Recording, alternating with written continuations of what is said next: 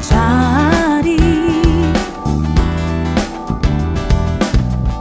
Apakah kau payah berkeliling?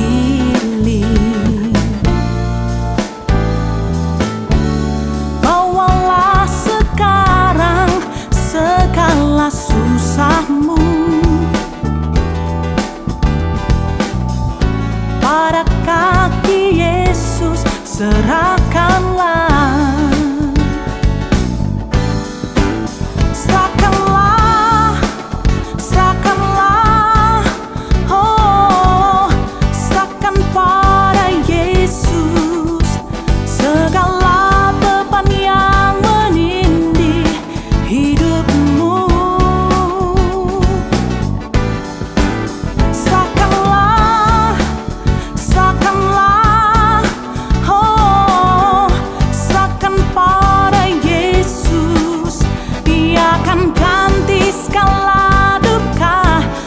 Jadi suka.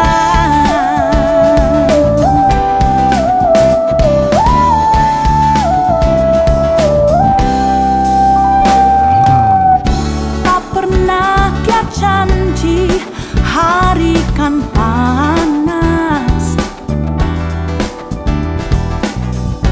tak pernah dia janji pasti ada hujan.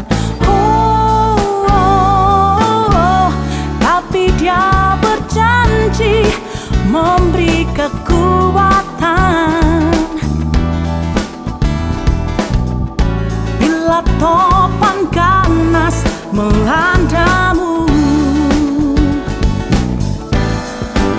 Serahkanlah, serahkanlah, oh, serahkan pada Yesus segala yang menindih hidupmu.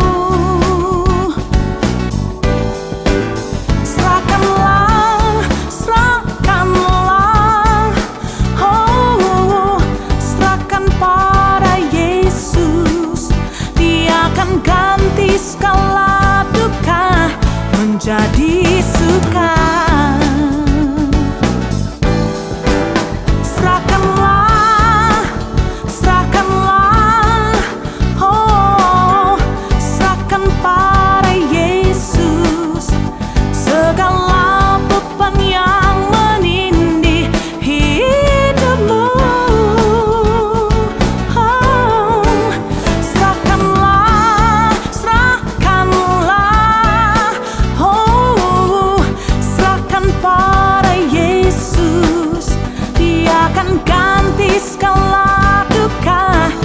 Jadi suka, oh, Dia akan ganti segala duka menjadi suka, oh, Dia akan ganti segala duka menjadi suka.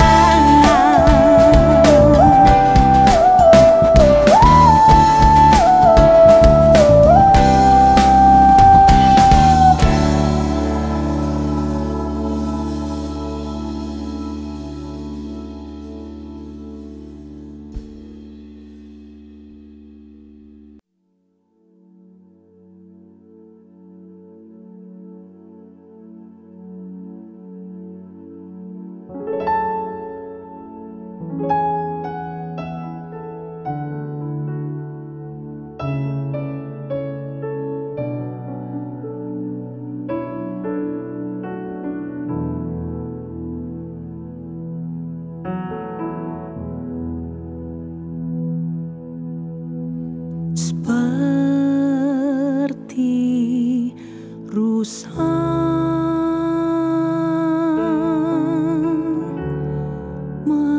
merindukan air,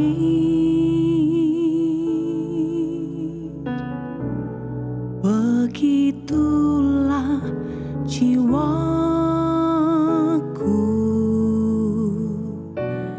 merindukan Engkau.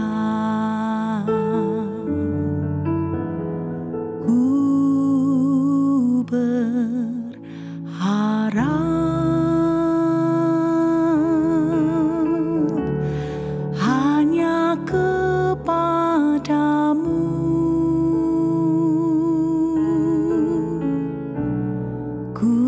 sembah Kau Allahku,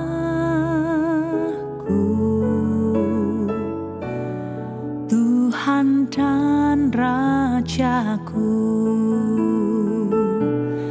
Kaulah sungai kehidupanku yang mengalir segarkan jiwaku.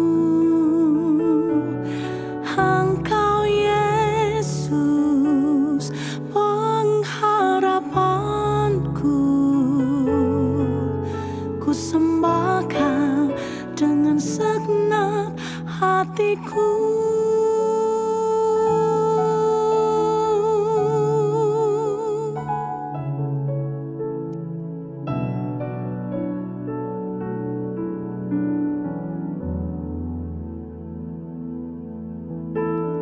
Ku berharap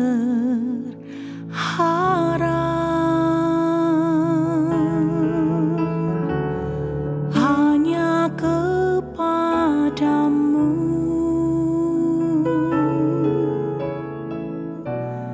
Ku sembah Kau Allahku,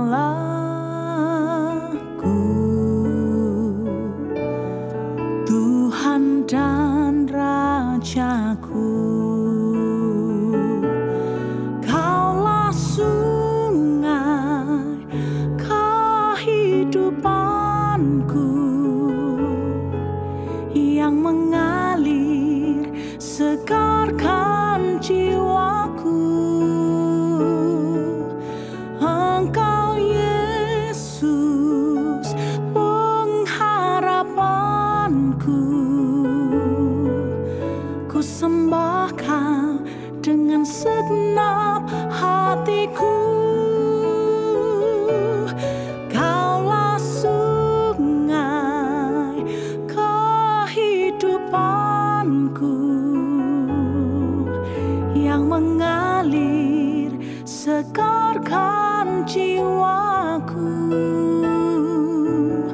Engkau Yesus pengharapanku, ku sembah Kau dengan segenap hatiku. Ku sembah Kau dengan segenap hatiku. Ku sembah Kau dengan segenap hatiku.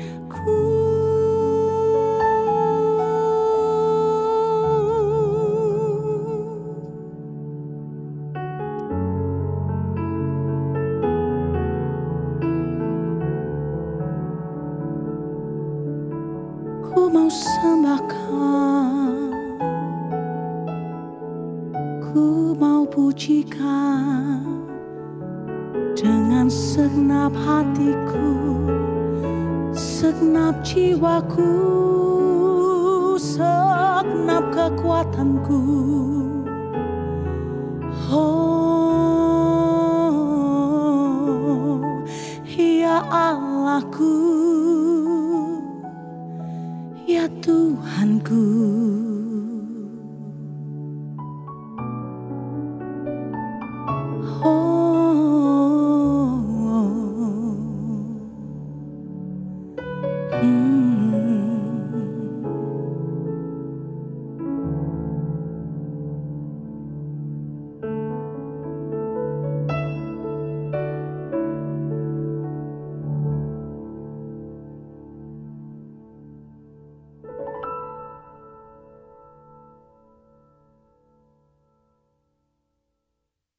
Shalom, selamat sore Jemaat GSKI Betani Surabaya, Nginden, Manyar, Sukomanunggal, Citraland, Yobel, Veteran Juanda, Gunung Sari, dan cabang sekitarnya yang saya kasihi.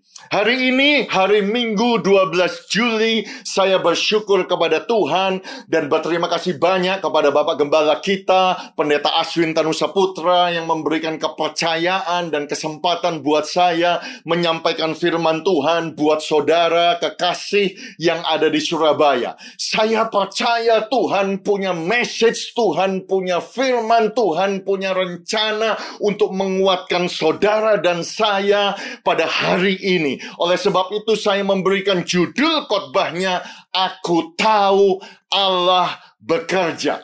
Taruh tangan saudara di dada sambil ucapkan dengan suara yang keras, 1, 2, 3. Aku tahu Allah bekerja. Katakan amin.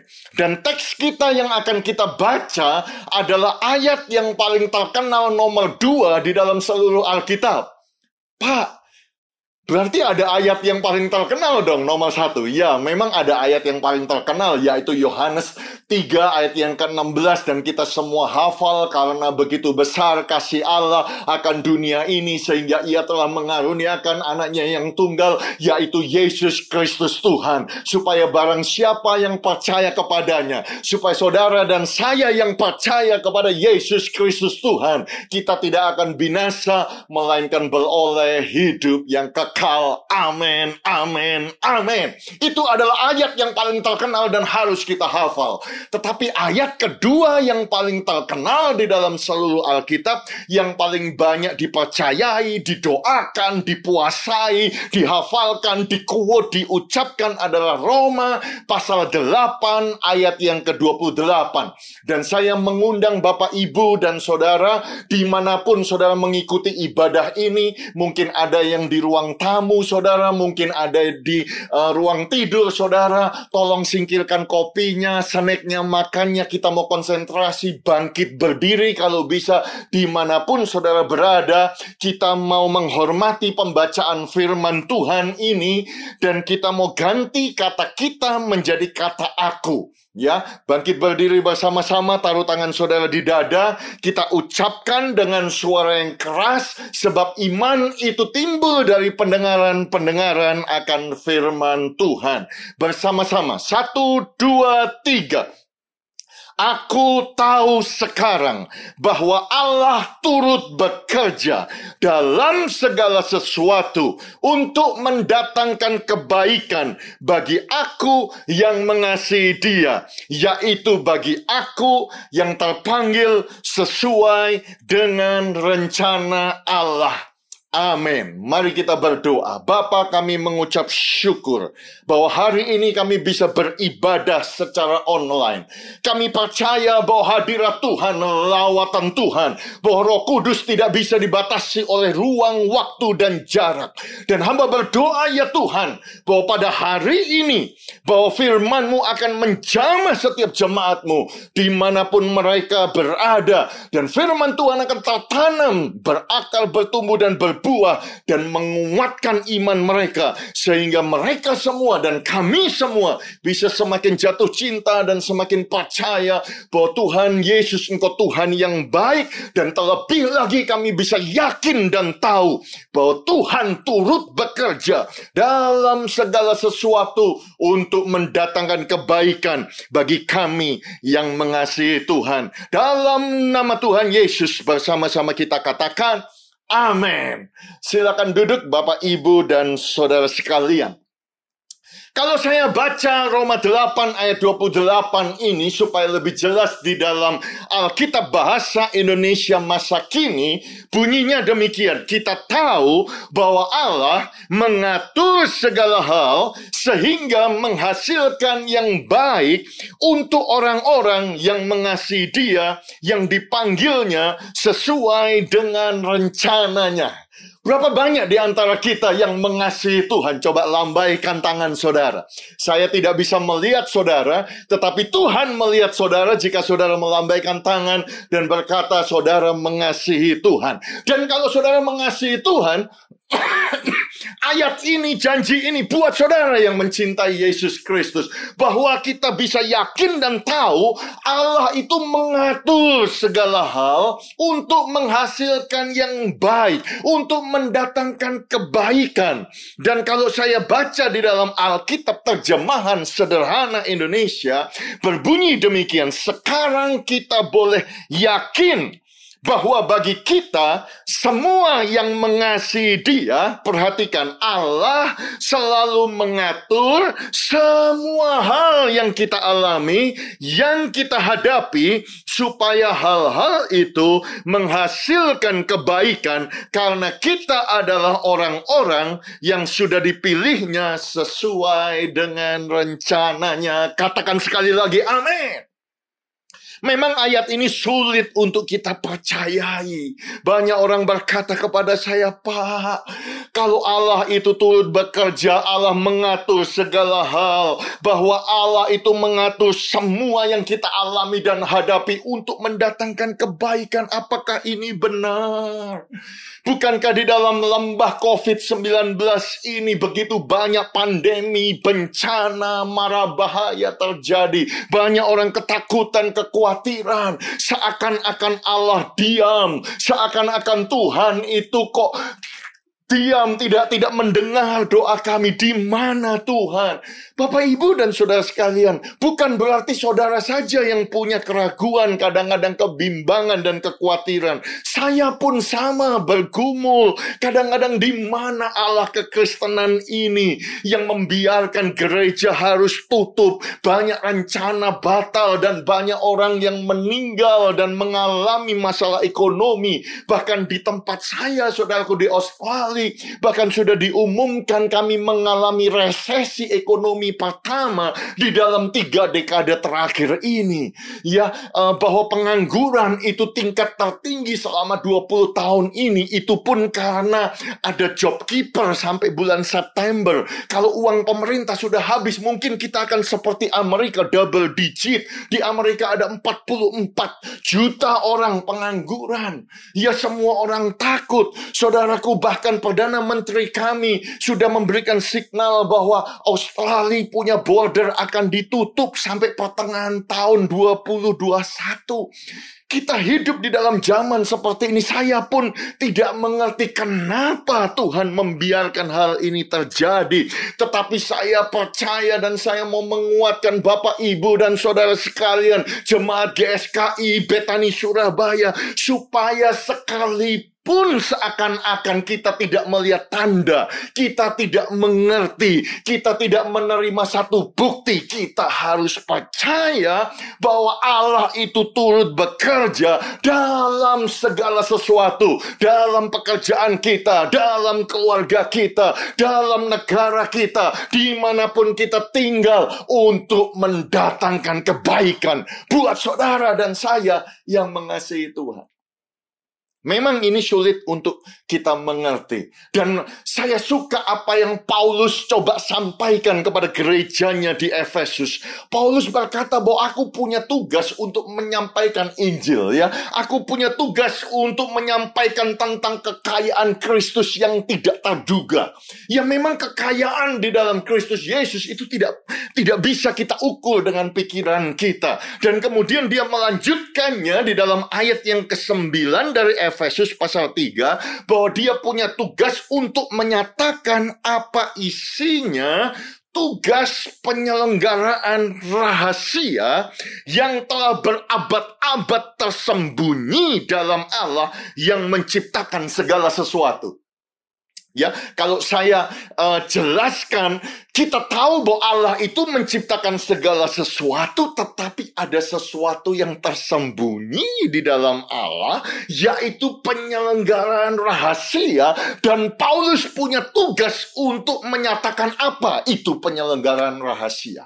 Ya, mungkin untuk lebih jelas ayat ini kita mengerti, saya baca di dalam bahasa Inggris New King James Version, dikatakan, and to make all see what is the fellowship of the mystery, which from the beginning of the ages has been hidden in God, who created all things through Jesus Christ. Jadi Tuhan kita menciptakan segala sesuatu melalui Kristus Yesus, kita tahu. Dan tetapi ada sesuatu yang tersembunyi sejak permulaan abad, dan Paulus punya tugas supaya semua orang bisa melihat fellowship of the mystery. Satu persekutuan dengan misterinya Tuhan yang kita tidak mengerti ini. Ya, mungkin juga saudara berkata, Pak, sulit saya untuk mengerti. Kita baca di dalam terjemahan The Message, ya, bahasa Indonesia sehari-hari, dikatakan demikian. And so here I am, preaching and writing about things that are way over my head, the inexhaustible riches and generosity of Christ. Jadi Paulus berkata, disinilah saya berkhotbah tentang sesuatu yang sulit dimengerti oleh otak saya, kekayaan Kristus yang tidak terduga. Dan kemudian dia berkata, my task is to bring out in the open and to make plain what God, Tuhan, who created all things in the first place. Jadi tugas saya untuk membuka kepada saudara secara jelas Tuhan yang menciptakan segala sesuatu. Saudara perhatikan statement ini, has been doing in secret and behind the scenes all along. Jadi ternyata Tuhan itu melakukannya secara rahasia dan di belakang layar. Jadi poin saya yang pertama untuk saudara jemaat GSKI Betani Surabaya adalah Allah bekerja di belakang layar buat engkau. Ya, my God is working behind the scene for you. Taruh tangan saudara di dada, ucapkan ini dengan suara yang kuat, katakan, aku percaya Allah bekerja di belakang layar buat saya. Jadi yang saya maksudkan adalah sekalipun engkau tidak melihat, sekalipun tidak ada tanda-tanda, sekalipun seakan-akan sorga itu tertutup, sekalipun saudara merasakan Tuhan tidak menjawab doa saudara, bukan berarti Tuhan itu diam. Bukan berarti Tuhan yang kita sembah itu di sorga lagi minum kopi, begitu, ongkang-ongkang kaki, tidak peduli sama doa saudara dan saya, memalingkan wajahnya. Bukan berarti Tuhan itu nganggur di sana. No. Berdasarkan ayat ini kita percaya bahwa Tuhan itu sedang bekerja. Ya, sekalipun kita tidak bisa melihatnya. Kenapa tidak bisa melihatnya? Karena dia bekerja di belakang layar. Ada satu fellowship of the mystery. Ada satu yang rahasia yang kita tidak tahu. Tetapi saudara dan saya perlu beriman dan percaya dia itu Tuhan yang baik. Segala hal dia itu baik. Dan kebaikannya itu untuk mendatangkan kebaikan buat saudara dan saya. Ya, memang kita tidak bisa mengerti apa kebaikan Tuhan. Kalau saudara tanya kepada saya hari ini, Pak, apa kebaikan yang bisa muncul dari pandemi virus corona ini? Saya juga sulit menjawab.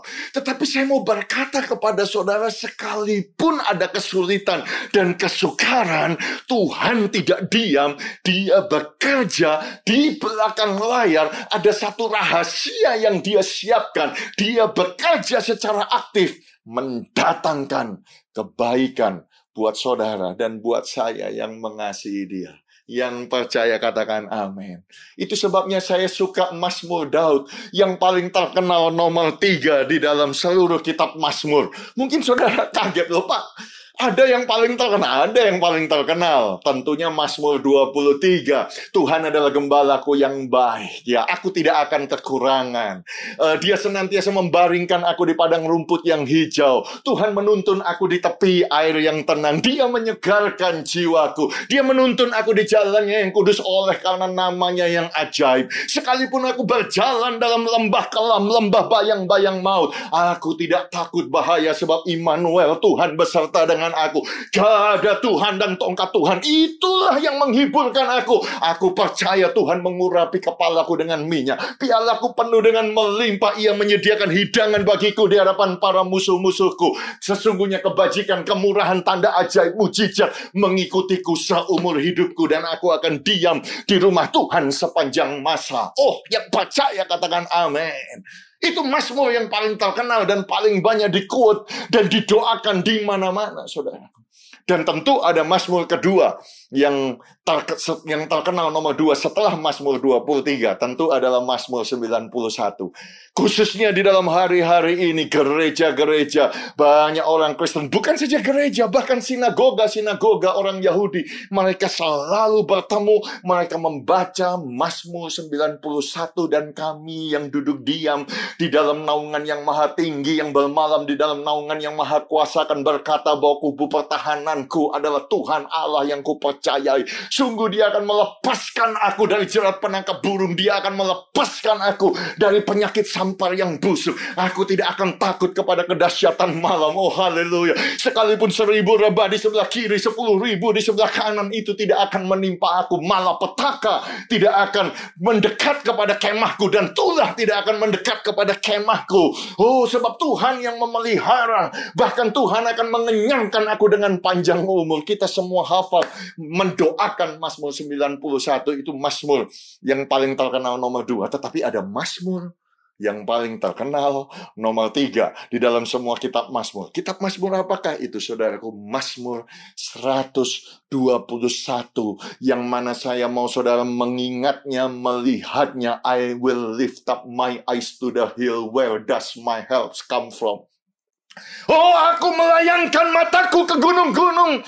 Dari manakah datang pertolonganku? Pertolonganku ialah dari Tuhan yang menjadikan langit dan bumi.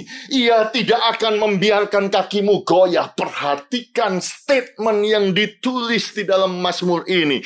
Penjagamu tidak akan terlelap.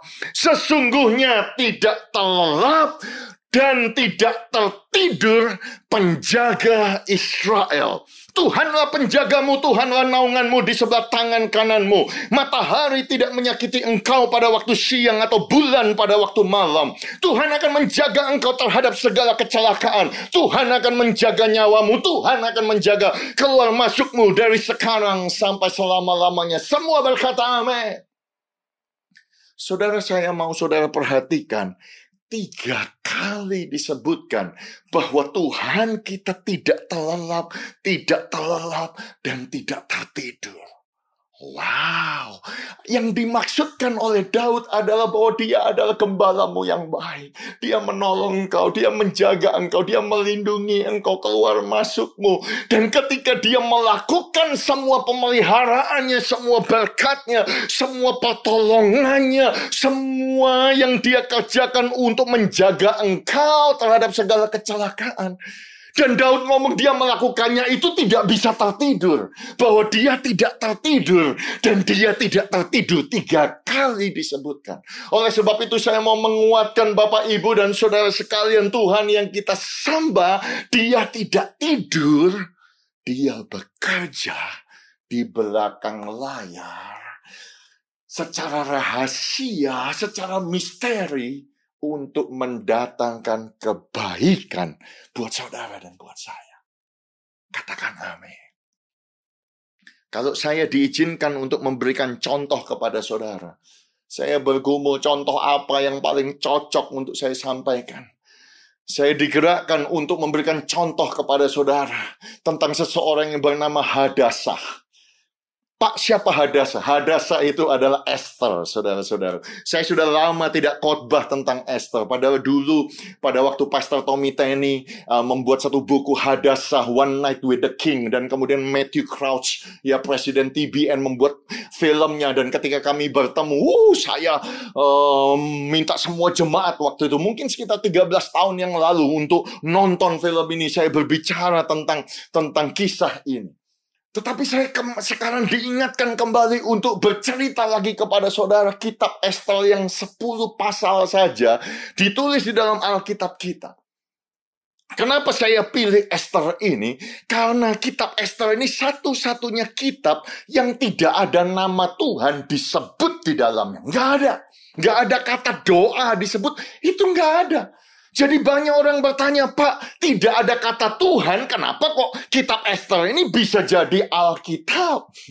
Dan saya mau katakan kepada saudara, bukankah ini contoh yang paling baik? Seakan-akan Tuhan tidak ada, seakan-akan Tuhan diam, tetapi justru kita melihat ada tangan Tuhan, ada manifestasi Tuhan, ada perkara yang Tuhan kerjakan di dalam hidup Esther dan Mordekai ini. Itu sebabnya saya berkata masih ada Tuhan, sekalipun banyak orang berkata tidak ada Tuhan, atau Tuhan diam. Makanya saya suka sekali ketika Bapak Gembala membuat satu program yang namanya Masih Ada Tuhan. Sekalipun saya jauh, saya masih mengikuti, saya masih mendengarkan rekan-rekan yang berkhotbah di Surabaya, di Masih Ada Tuhan. Itu sangat menguatkan dan saya menganjurkan, saya mendorong jemaat GSKI Betani, mari kita dengarkan program Masih Ada Tuhan yang ada di Instagram, di YouTube, ada di BFM, di Betani FM, supaya kita diingatkan bahwa Tuhan itu tidak bisa tidur, Dia aktif bekerja di belakang layar mendatangkan kebaikan buat saudara dan saya. Kembali kepada kitab Esther. Pasal yang pertama kita tahu judulnya Ratu Wasti dibuang. Dan kita diperkenalkan oleh seorang Raja Ahasiweros yang menguasai kerajaan Media Persia, menguasai 127 bangsa dari Ethiopia sampai India. Seluruh dunia kita tahu sejarah ya dikuasai oleh raja ini, saudara-saudaraku. Bahkan ketika dia pamer kekayaannya, ya, itu bukan 1 hari, bukan 1 bulan, bukan 3 bulan, 180 hari. Saudara, luar biasa kayanya, perlengkapannya semua dari emas. Setelah itu selama 7 hari dia memberikan makan kepada semua orang di benteng Susan. Dan kemudian dia undang ratunya untuk datang. Ratunya tidak mau datang, dia tidak segan-segan menghukum dan membuang istrinya. Wow. Jadi di pasal yang pertama kita diperkenalkan oleh raja yang sukses, yang kaya, menguasai dunia. Dan dia adalah raja yang bengis, raja yang jahat, raja yang tidak segan-segan untuk membunuh, untuk menghukum saudara-saudara. Ya, di pasal yang kedua, saudaraku, saya suka karena raja ini tiba-tiba kangen gitu sama ratunya, dan kemudian diadakan kontes kecantikan yang pertama di dunia. Ya, dicari di 127 daerah, perawan, gadis yang cantik. Bayangkan kompetisinya 12 bulan disiapkan. Ya, toh. Nah, kita semua tahu, saudaraku, karena di pasal kedua ini tiba-tiba muncul ada anak Tuhan. Namanya adalah Mordekai bin Yair bin Simei bin Kis, seorang Benyamin. Dia diangkut dari Yerusalem sebagai salah seorang buangan yang turut dengan Yekoya, Raja Yehuda. Maksudnya adalah dia adalah buangan, dia adalah tawanan, dia adalah orang Israel yang ikut kebuang. Dan pada waktu dia ikut kebuang itu, pada zaman Babilonia, dan tentu Babilonia itu dikalahkan oleh kerajaan Media Persia, ya. Dan di sini kita dikenalkan juga kepada tokoh yang lain, yaitu Hadassah, yang namanya adalah Esther, ya, anak saudara ayahnya. Jadi sebetulnya sepupu daripada Mordekai, tapi karena sudah yatim piatu sehingga diangkat anak, sehingga Mordekai itu menjadi ayah asuhnya. Dan kemudian kita semua tahu Esther itu ikut kompetisi ini, dan kemudian singkat cerita, dia yang dikasihi, dia yang dipilih, dia menjadi ratu. Wow, ratu dari kerajaan yang berkuasa di muka bumi ini. Ya, memang tidak ada kata Tuhan. Tetapi jangan bilang kepada saya bahwa Tuhan tidak ada. Justru ini menunjukkan adanya Tuhan, masih ada Tuhan. Orang yang datang dari minoritas, orang yang tidak punya ayah ibu, yatim piatu, statusnya buangan, tiba-tiba bisa jadi ratu. Bukankah ini adalah tangan Tuhan, Bapak Ibu dan saudara sekalian? Bukankah kriteria Tuhan menolong, kriteria Tuhan memilih, itu justru justru orang yang tidak bijak, justru bukan orang yang berpengaruh, bahkan orang yang tidak terpandang. Bukankah Alkitab berkata apa yang bodoh bagi dunia, apa yang lemah bagi dunia, apa yang tidak terpandang, apa yang hina, apa yang tidak berarti, itulah yang dipilih oleh Allah. Jadi kisah ini menunjukkan justru yang tidak berarti, yang hina Tuhan pilih, Tuhan angkat. Bukankah Daud berkata peninggian itu datangnya bukan dari utara, dari selatan atau timur barat, datangnya dari Tuhan. Oleh sebab itu saya mau menguatkan jemaat GSKI Betani Surabaya. Jika saudara merasa saudara orang yang kecil, minoritas, saudara hina, saudara dalam keadaan yang sukar, percayalah Tuhan bisa pilih saudara. Sehingga engkau bukan lagi menjadi ekor, tetapi menjadi kepala. Supaya hidup saudara bukan lagi di bawah, tetapi di atas. Jalanmu menjadi naik, dan engkau akan keluar sebagai orang yang menang. Bukankah ini adalah satu bukti bahwa Tuhan sanggup dan Tuhan bisa, dan Dia turut bekerja di belakang layar. Memang namanya tidak disebut dalam kitab ini, tetapi pekerjaannya jelas, kekuasaannya itu jelas, sebab Dia tidak berubah dahulu, sekarang, sampai selama-lama. Kita kembali kepada kisah ini, dan karena Mordekai itu sayang kepada Esther, anak asuhnya, jadi dia sering bolak-balik jaga di depan pintu istana. Suatu hari ketika dia jaga, dia mendengar Bigtan dengan Teres, dua sida-sida raja yang termasuk golongan penjaga pintu itu mau membunuh Raja Ahasiweros. Mordekai tahu dan kemudian menyampaikannya, dan perkara itu disampaikan oleh Esther. Ya toh, dan kemudian Alkitab berkata perkara itu diperiksa, ternyata betul dua orang itu langsung dihukum mati. Dan peristiwa itu dituliskan di dalam kitab sejarah di hadapan raja. Sekalipun ditulis, tapi Mordekai nggak dapat apa-apa. Sekalipun itu dicatat, Mordekai nggak dapat kehormatan apa-apa. Jadi dari sini kita bisa belajar, jika saudara berkata, saya sudah menabur, saya sudah melayani, saya membaca firman, saya berdoa menjaga kekudusan, saya mengasihi Tuhan. Tapi kenapa kok tidak ada reward? Kenapa kok tidak ada hadiah? Dengar, Tuhan bukan Tuhan yang buta. Dia bukan Tuhan yang tuli, Bapak, Ibu, dan saudara sekalian. Tetaplah melakukan pekerjaan yang baik, tetaplah percaya, tetaplah setia kepada Tuhan. Sebab itu tercatat sekalipun tidak ada manifestasinya. Ya, nanti saya akan cerita dalam kisah selanjutnya. Pasal yang ketiga, tiba-tiba kita diperkenalkan kepada seorang tokoh yang lain, namanya Haman bin Hamedata, orang Agag. Dia keturunan Amalek. Dia sangat benci kepada orang Israel karena mereka ada musuh bebuyutan. Ya. Dan kemudian Haman ini diangkat paling tinggi dari semua pejabat, sehingga Raja Ahasiweros menyuruh bahwa semua orang harus sujud dan berlutut kepada Haman. Nah, persoalannya adalah Mordekai tidak mau berlutut dan tidak sujud kepada Haman. Haman marah.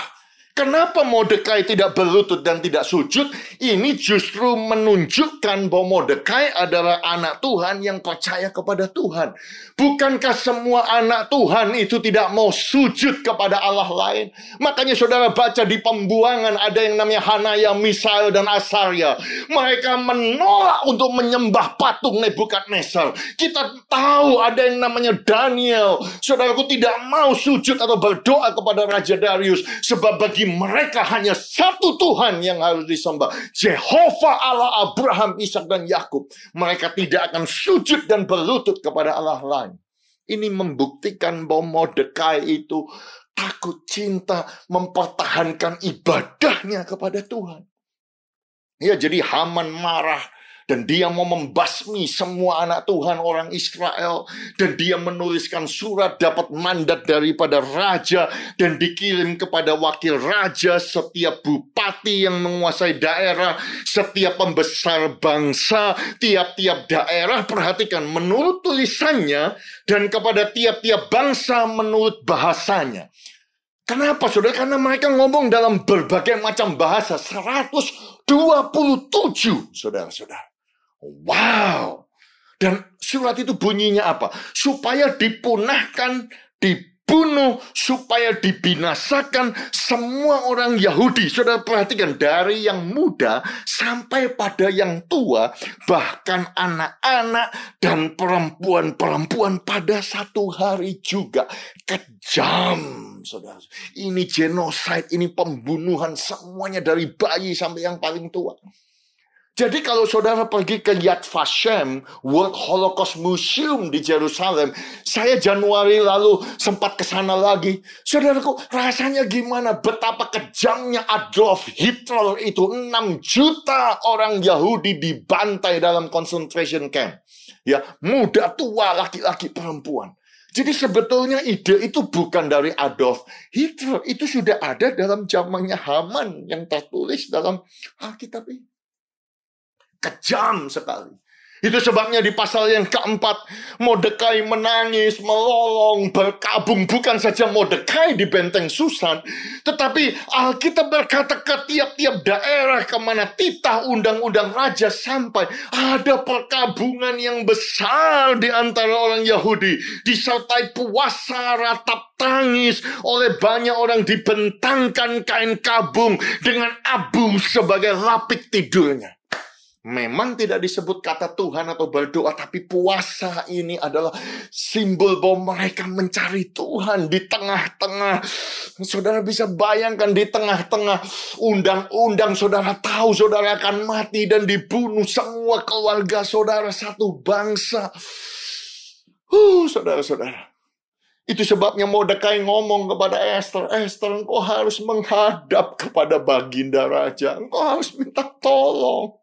Engkau harus tolong sebab engkau sendiri adalah orang Yahudi, orang Israel.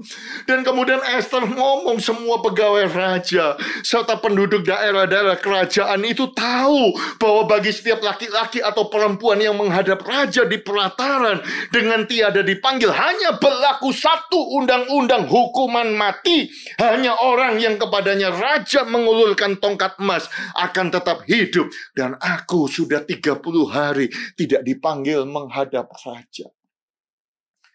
Dari sini kita tahu bahwa Raja Ahasiweros itu raja yang bengis, raja yang kejam, raja yang tidak segan-segan membunuh dan memberikan hukuman mati. Tidak peduli itu istrinya, itu ratunya, dan itu sudah dibuktikan Ratu Wasti menentang perintahnya, dibuat. Tetapi Esther, saya suka kata Esther. Esther berkata, berpuasalah untuk aku, jangan makan dan jangan minum 3 hari lamanya, baik waktu malam, baik waktu siang. Aku serta dayang-dayangku pun akan berpuasa demikian. Dan kemudian aku akan masuk menghadap raja. Sungguh pun berlawanan dengan undang-undang. Kalau terpaksa aku mati, biarlah aku mati. Saudaraku, mereka cari Tuhan, mereka berpuasa. Mereka percaya masih ada Tuhan, sekalipun seakan-akan secara manusia undang-undang ini tidak bisa dibatalkan. Tidak ada jalan keluar, semuanya jalan buntu. Mereka adalah kaum minoritas, mereka tidak punya apa-apa, tidak punya koneksi, tidak bisa berbuat apa-apa. Mereka hanya bisa berpuasa dan cari Tuhan. Dan saya mau katakan kepada saudara, jika saudara hari ini ada dalam kondisi yang sama, saudara ada di dalam masalah yang sama, seakan-akan tidak ada jalan keluar, saya mau berkata kepada saudara, masih ada Tuhan. Dia Tuhan bekerja di belakang layar, kita tidak lihat, tapi dia ada untuk mendatangkan kebaikan. Karena dia tidak membiarkan saudara sendirian, dan ini buktinya. Ini buktinya, saudara-saudara, di pasal yang kelima. Alkitab berkata pada hari yang ketiga, Esther memakai pakaian ratu, dia menghadap, saudara, dengan saya pasti tahu bahwa dia pasti berdebar-debar, ya. Tetapi puji Tuhan bahwa raja melihat Esther sang ratu berdiri di pelataran, berkenanlah raja kepadanya. Sehingga raja mengulurkan tongkat emas yang di tangannya itu ke arah Esther. Ini pasti Tuhan yang menggerakkan hatinya. Ini pasti perkara Tuhan. Saudaraku, kemudian raja bilang kepada ratu, "Hai Ratu Esther, loh maksudmu apa? Kok kamu datang gitu tanpa dipanggil gitu ya?" Aduh, dia tahu kalau dia tidak mengulurkan tongkat emasnya mati Ratu Esther. Jadi dia berkenan dan mungkin dia tersentuh, dia ngomong, "Kamu mau minta apa? Separuh kerajaan aku berikan kepadamu." Esther nggak berani ngomong. Ya, dia cuma ngomong begini, "Kalau aku berkenan, izinkanlah raja bawa Haman datang ke perjamuan. Malam ini aku mau menjamu." Gak berani ngomong, saudara-saudaraku. Akhirnya raja dengan Haman datang malam itu. Wah, dijamu dengan Esther ya toh, dikasih makan dan raja tersentuh. Raja bilang, "Hai Ratu Esther, maksudmu apa? Ngundang aku dengan Haman, separuh kerajaanku pun kalau kamu minta, aku berikan kepadamu." Esther masih nggak berani ngomong. Dia cuma ngomong begini, "Raja, kalau engkau berkenan besok datang lagi sama Haman, aku mau menjamu engkau." Kenapa Esther nggak berani ngomong saat itu?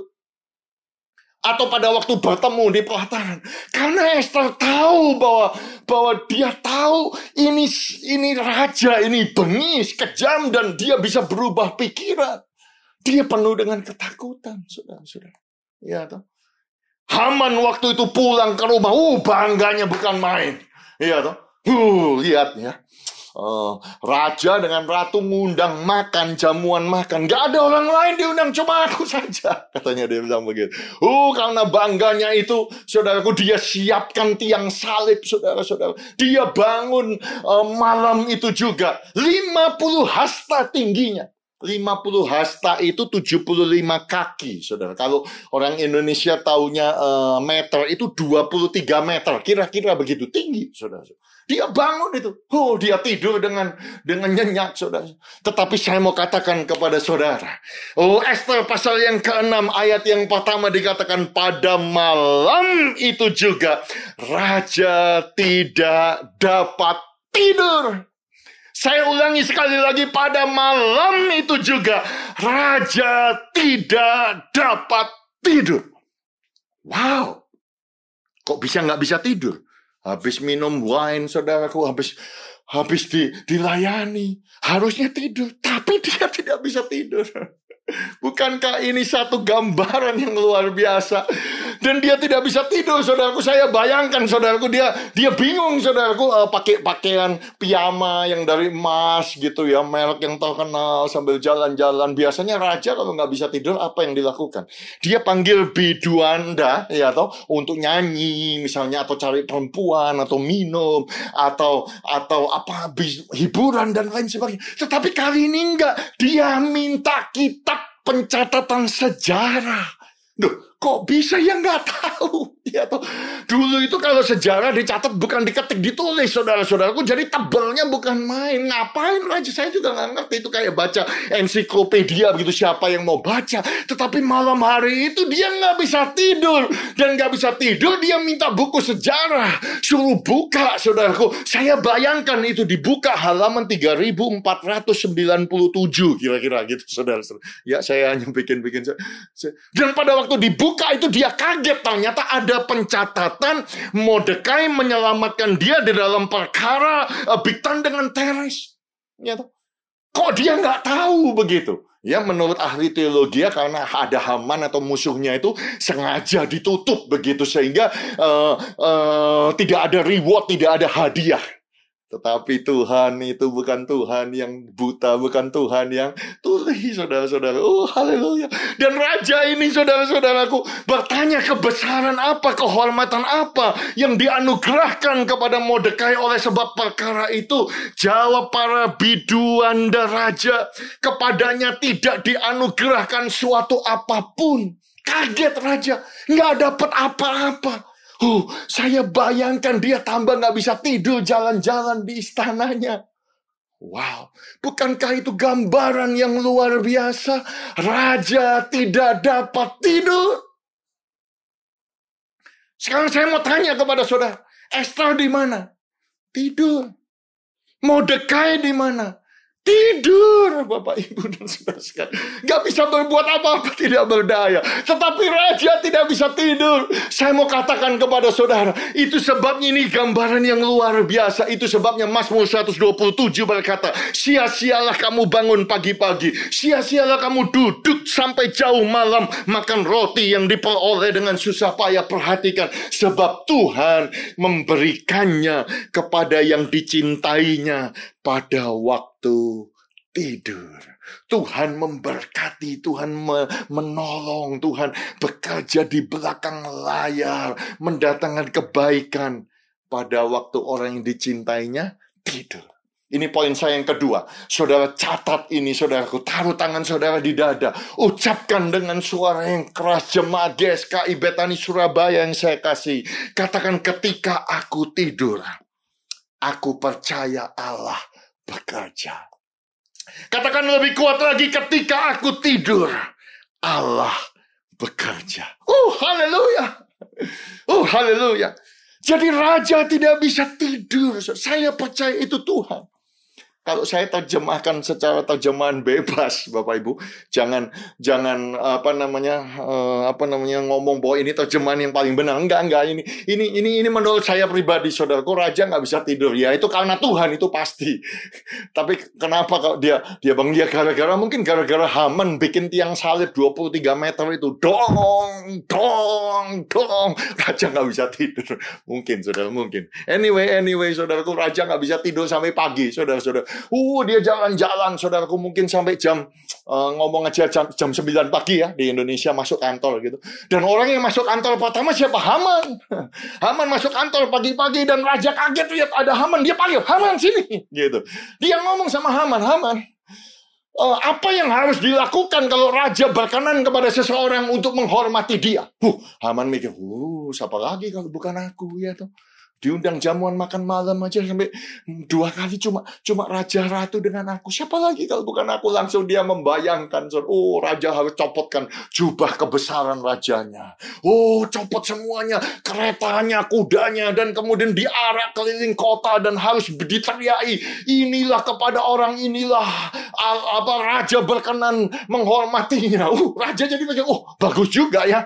Oke, Haman, kalau begitu, lakukan semua yang kau ucapkan kepada Mordekai orang Yahudi itu.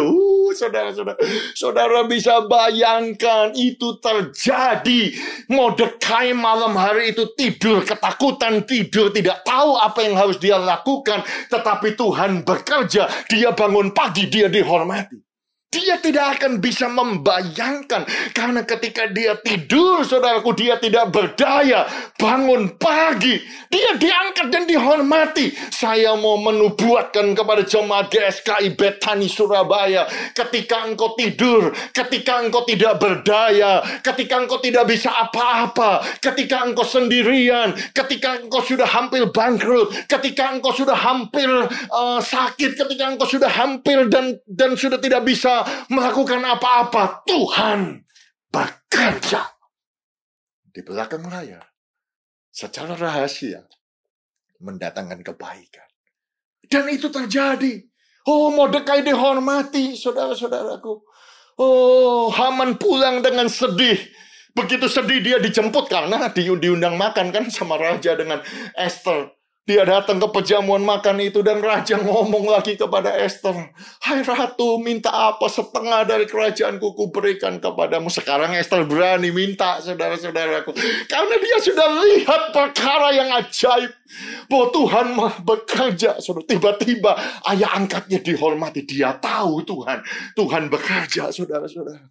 Memang tidak dicatat ada Tuhan, tapi masih ada Tuhan. Masih ada Tuhan. Dan Esther ngomong begini, "Jikalau baik pada pemandangan raja, karuniakanlah kiranya kepada hamba nyawa hamba, atas permintaan hamba, bangsa hamba atas keinginan hamba, karena kami hamba serta bangsa hamba itu sudah dijual untuk dipunahkan, dibunuh, dibinasakan. Jikalau seandainya kami hanya dijual sebagai budak laki-laki dan perempuan, niscaya hamba akan berdiam diri." Saudara mengerti maksudnya? Esther hanya minta nyawanya, minta nyawa bangsanya, karena mereka ini budak, mereka ini minoritas, mereka sudah dijual. Dan raja kaget karena dia nggak tahu kalau ratunya itu orang Israel. Karena selama ini disembunyikan identitas daripada Esther, Hadasa ini. Raja marah, siapa orangnya? Haman. Haman takut, mohon kepada ratu. Raja tambah marah, kurang ajar kamu mau menggagahi sang ratu dalam istanaku sendiri. Langsung bodyguard Raja Harbona ngomong, ini apa Haman sudah siapkan tiang salib. Akhirnya raja ngomong, silakan dia pada tiang itu. Singkat cerita, Haman mati di tiang yang dia buat, yang dia siapkan untuk anak-anak Tuhan. Wow. Bukankah ini gambaran yang luar biasa? Musuh mereka-rekakan yang jahat, tetapi Tuhan mengubahkan menjadi kebaikan. Bukankah ini adalah simbol di mana iblis siapkan tiang salib untuk Yesus supaya mati, tetapi Tuhan ubahkan justru salib itu menjadi lambang kemenangan, lambang kehebatan, lambang kuasa. Jadi poin saya yang terakhir, saudara-saudaraku, yang ketiga. Jika saudara percaya Tuhan itu ada, dia bukan tidur, dia tidak bisa tidur 3 kali. Dia bekerja di belakang layar mendatangkan kebaikan. Bahkan ketika engkau tidur, dia bekerja. Artinya yang ketiga, tidak ada yang kebetulan. Karena Allah turut bekerja. Taruh tangan saudara di dada. Katakan dengan kuat, katakan tidak ada yang kebetulan. Karena Allah turut bekerja. Sekali lagi, saya percaya tidak ada yang kebetulan dalam hidupku. Karena Allah turut bekerja. Tidak ada yang kebetulan kau ada di Surabaya. Tidak ada yang kebetulan kau mendengarkan firman ini. Tidak ada yang kebetulan kau mengikuti ibadah ini secara online. Tidak ada yang kebetulan kau ditempatkan dalam keluarga itu, dalam suasana seperti ini. Tidak ada yang kebetulan saudara dan saya lahir di dalam keadaan COVID-19 ini. Percayalah, masih ada Tuhan. Dia tidak terlelap. Dia bekerja mendatangkan kebaikan. Itu sebabnya Paulus berkata bahwa sebab di dalam Yesus kita hidup, kita bergerak, dan kita ada. For in Him we live, we move, we exist. In Him we actually have our being. Jadi kalau kita ada di dalam Kristus, nggak ada satupun yang kebetulan. Karena Tuhan itu Dia aktif, Dia menjaga, Dia memelihara kita. Dan saya mau tutup, saya mau challenge jemaat GSKI Betani Surabaya. Supaya saudara tidak khawatir, tidak takut, tidak bimbang. Tetapi ketika kita berdoa, ketika kita ibadah dengan iman. Dan saya mau tutup dengan ini, Markus 11:24, Yesus berkata kepada kita semua, apa yang kamu minta dan doakan, percayalah bahwa kamu telah menerimanya, maka hal itu akan diberikan kepadamu. Sekali lagi saya ulangi, apa saja yang kamu minta dan doakan, percayalah sudah menerimanya, maka hal itu akan diberikan kepadamu. Jadi kapan kita menerimanya? Kapan kita menerimanya? Pada saat kita berdoa. Haleluya. Amin. Mungkin untuk menjelaskan ini saya mau cerita kepada saudara satu kesaksian. Ya. Jemaat kami namanya Ibu Lina, ya, sakit saudara-saudaraku, ada benjolan di lehernya, dan yang persoalan yang paling parah adalah dia demam tinggi di atas 38,5, ya, tentu panas dingin, fever, ya, lewat 1 minggu, dan semuanya takut saudaraku, dia terkena COVID-19 dan dia harus melakukan swab test, ya, tanggal 10 Juni yang kemarin. Ya, kemudian Ibu Lina WhatsApp kepada saya. WhatsApp-nya demikian. Mohon doanya Pak Han, hasil tes besok sore negatif dalam nama Tuhan Yesus, terima kasih GBU. Nah, waktu saya terima itu tentu saya langsung balas, amin, pasti negatif, in Jesus mighty name praying for you. Ya toh? Jadi saya ngomong pasti negatif. Karena apa ya? Itu yang dia doakan, itu yang dia percayai, itu yang dia minta. Kemudian dia menjawab teks saya, amin, thanks Pak Han. Tanggal 11 Juni besok paginya, saya teks dia dong, yaitu shalom, sudah keluar hasilnya negatif. 1 jam kemudian dijawab, shalom Pak Han, belum Pak, appointment dokternya nanti sore jam 5.30 Pak Han. Ya. Jadi 5.30 dia dapat hasilnya, ternyata puji Tuhan hasilnya negatif. Saudara bisa melihat hasil ini di layar ini. Negatif bukan? Dia disembuhkan, benjolannya hilang, dan ternyata tidak tidak terkena COVID-19. Tepuk tangan yang meriah untuk kemuliaan Tuhan kita Yesus Kristus. Dia Jehovah Rafa, dia Tuhan yang sanggup menyembuhkan, sanggup memulihkan. Sampai hari ini, masih ada Tuhan yang bisa menyembuhkan kita. Namanya Yesus Kristus Tuhan. Pertanyaan saya buat saudara. Sebetulnya dia menerima hasil negatifnya itu kapan? Tanggal 10 Juni atau 11 Juninya 5.30 dia terima. Kalau saudara melihat hasil tes ini, ya 10 Juni malam dia tes, ya. Besok paginya hasilnya sudah negatif pagi, tapi dia baru tahu 5.30. Pertanyaannya adalah kapan dia menerima hasil negatif? Pada saat dia berdoa, pada saat dia percaya Tuhan sudah menjawabnya. Dia harus percaya dengan iman sudah menerimanya, ya. Saudara mengerti maksud saya? Dan kalau saya bisa kasih contoh lagi supaya lebih jelas, nah, saya mau tunjukkan kepada saudara, saya punya jas, saudaraku, yang paling baru. Ini jas ini belum saya pakai. Ya, saya punya teman yang punya tailor untuk bikin jas ya di kota Jakarta. Ya, tahun yang lalu pada waktu Lebaran dia datang ke Australia dan saya jalan-jalan. Malam itu sebelum kami berpisah dia pulang ke Indonesia. Kami makan, setelah kami makan dia berkata, "Pastor." Dia panggil saya pastor, ya toh. Saya bisa ukur badan pastor, saya mau bikin jas begitu buat pastor. Saya bilang, "Waduh, thank you, terima kasih." Ya, apalagi ngukurnya canggih, nggak pakai sentimeter, pakai handphone, pakai aplikasi, saudara-saudaraku ya. Saya direkam begitu, saya bisa pilih dan lain sebagainya, canggih begitu. Saya mau katakan kepada saudara, pada waktu saya menerima janji saya akan diberikan jas, saya kan langsung ngomong, "Waduh, terima kasih, thank you, share gitu, thank you very much gitu ya, billion thanks kan?" Atau saya ngomong, gini ya Pak ya, kalau saya sudah pegang jasnya, saya sudah terima di tangan saya gratis, sudah saya pakai, baru saya ngomong terima kasih. Halo? Bukankah kita banyak orang Kristen seperti itu? Kita ngomong Tuhan nanti ya. Kita berdoa hari ini, Tuhan tolong kami, Tuhan buka jalan, Tuhan sembuhkan, Tuhan pulihkan. Kemudian terima kasih kita, syukur kita, ibadah kita, taburan kita, pelayanan kita nanti ya Tuhan ya.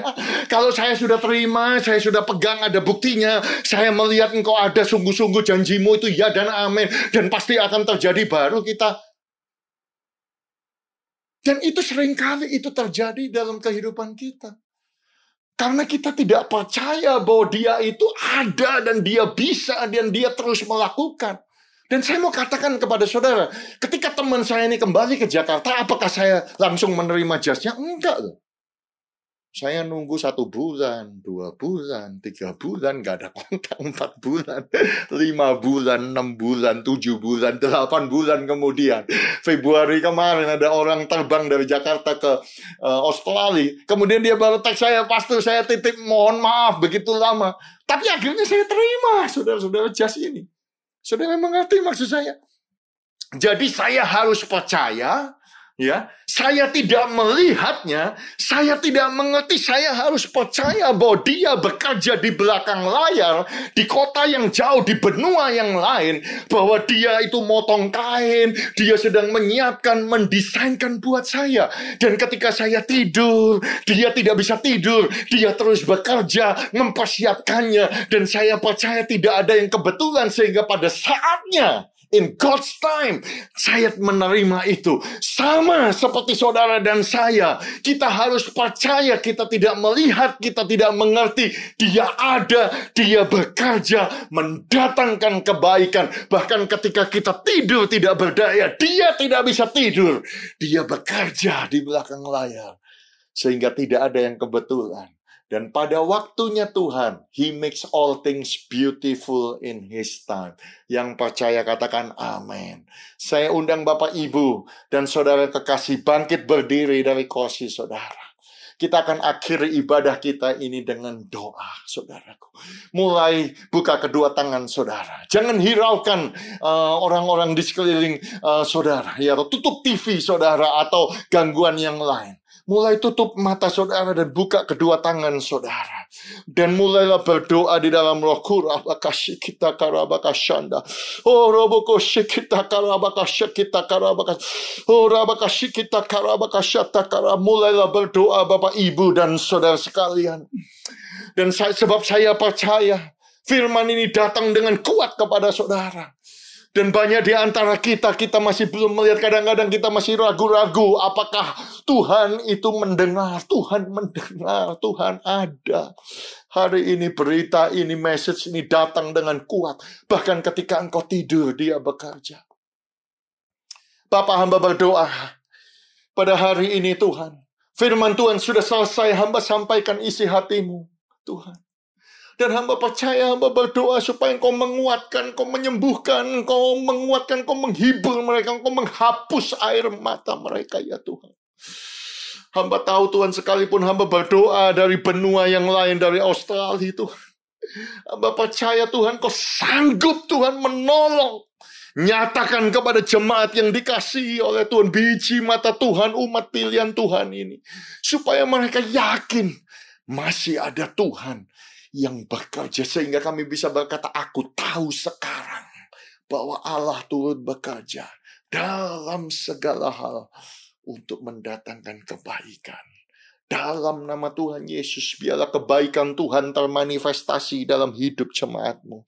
Mereka mengalami Tuhan, mereka mengalami jamahan Tuhan, mereka disembuhkan, mereka ditolong Tuhan, mereka diangkat tinggi, mereka melihat lawatan Tuhan, mereka ketika mereka tidur, Tuhan turut bekerja. Hamba berdoa ya Tuhan, Kau memberkati mereka. Engkau menolong mereka. Hamba mendeklarasikan Tuhan bahwa berkat daripada Bapa di sorga, kasih karunia Tuhan Yesus Kristus, kekuatan kuasa mujizat, tanda ajaib persekutuan yang manis Roh Kudus, yaitu di dalam nama Tuhan Yesus Kristus, menguatkan jemaatmu, memberkati jemaatmu, mengangkat, menyembuhkan, memulihkan mereka mulai hari ini sampai selama-lamanya. Dalam nama Tuhan Yesus Kristus. Bersama-sama kita katakan amin, amin, amin. Tuhan Yesus memberkati saudara semua. Sampai jumpa. God bless you all. Amin.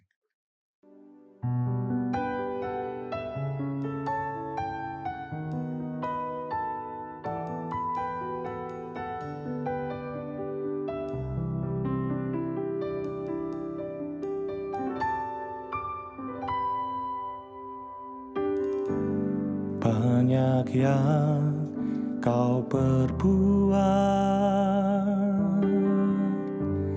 di dalam hidupku, rancangan indahmu terjadi di hidupku. Bapa yang mengerti segala yang ku perlu, kasih-Mu sempurna nyata dalam hidup.